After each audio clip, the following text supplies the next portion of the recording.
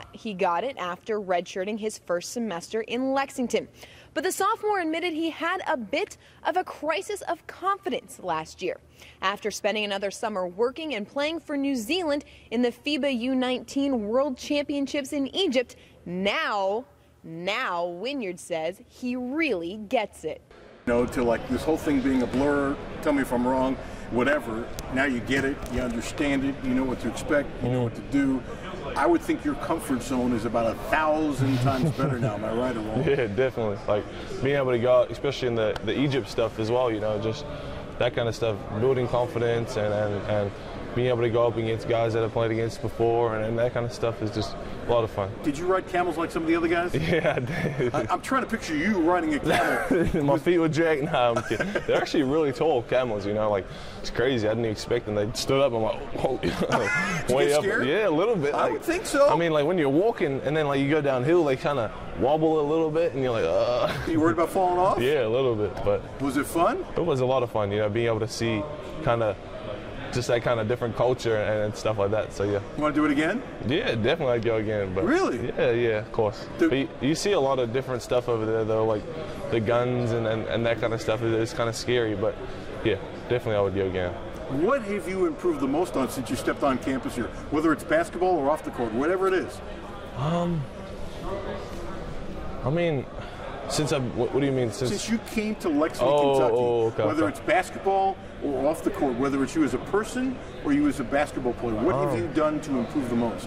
I mean, definitely basketball-wise, I've improved a lot. Like playing against some of the greatest players, you know, like Bam, as an example from last year. Just going up against him so much and defensively being able to play so much defense on him is just a lot of fun, you know. So obviously, every part of my game has gotten better since I've been here, you know. Just I don't know how to explain it, but yeah. You know, the way you know how it goes around here, the freshmen get talked around the most. You know, you can obviously play, Sasha can obviously play, but the freshmen get talked about most. Is it making it a little tougher for you to get on the court? You know, is it hampering you a little bit because these freshmen are touted so highly? I mean, I don't really look at things like that. I don't really get into reading about what people talk about much. You know, I don't know. I'm not that kind of guy. But I mean, yeah, not really. I'm just gonna go out and play and do what I can do. You know, now I'm a lot more confident now in my abilities and that kind of stuff. And I know what they expect of me now. And like, it's all set up for me just to go ahead and take my opportunity this year. So. When you first started out, a lot of guys have told me that they lost their confidence because this thing is overwhelming. Now you look calm and cool. No, but do you go through a period where you kind of lose your confidence because you're going, I'm halfway around the world. This is a different culture. I'm playing against these guys. Does that make sense? I mean, yeah, definitely. Like I can see what you're saying, and I kind of went through a little patch of that when I was a redshirt and last year, obviously, as anyone would. But now I've come back and going through doing what I've done in the off season and playing so many games and getting games under my belt again has just gotten me to be a lot more confident now. So what's the best thing you can do for this team on the court this year? Be a post presence and a lockdown defender in the post. And Cal likes to find somebody to do those two things. I think he complains every year not having enough of that because he's kind of old school. So if you show that, you're going to get on the court. Yeah, definitely. What do you expect from yourself minutes-wise to get on the court this year? Well, I mean, you're at Kentucky. You don't know any time you're playing, but I would definitely expect to play a lot more than I did last year. You know, so yeah. What do you think it'd be like if you took some of these guys home with you? What do you mean? How do you think they would react to being in your homeland? Do you think they? I mean, they'd find a lot different like I am. Like the food's different, the people are different. I think they'd like it, but yeah. How much you miss home? A lot. I miss home a lot. You know, just all my family mostly. Like I miss my family, my friends, and that kind of stuff. So yeah, it sucks being away from them, but you gotta do what you gotta do. Is it easy to get homesick? Nah. Like to me, I've grown up a lot around my dad, where he's been away from home a lot, you know, like because he does so many woodchopping shows. Just he's always traveling. We're always traveling. So I've kind of grown up around traveling and not being around family much and that kind of stuff. So I know what I got to do and how I got to do it, you know. Can you talk about that a little bit?